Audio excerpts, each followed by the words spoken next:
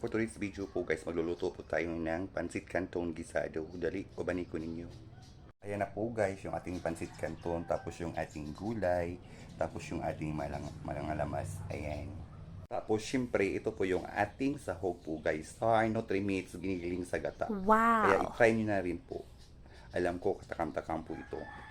For sure, hindi po kayo magsisisi na mas masarap po yung luto nyo. Kaya, i-try nyo na tong Star Nutri Meats giniling sa gata.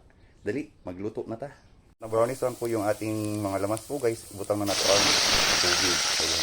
2 baso lang po ng tubig. Lagyan na natin ng kaunting tuyo po guys. Kumulo na po, lagyan lang po natin ng kaunting bitsin po guys. Natin yung ating red bell pepper or atsal. Maglagay na rin tayo ng paminta, kaunting paminta. Ayan. So, ito na ilunod ang atong pansit canton po guys. Ayan. Tapos ito na ilunod ang atong gulay po guys. Ayan. Tapos ilagay na natin yung ating sahog na sa Star Nutri Meats giniling sa gata po guys. For sure nga gigiling ka po kayo sa sarap at mapapainda po. Kaya try nyo na.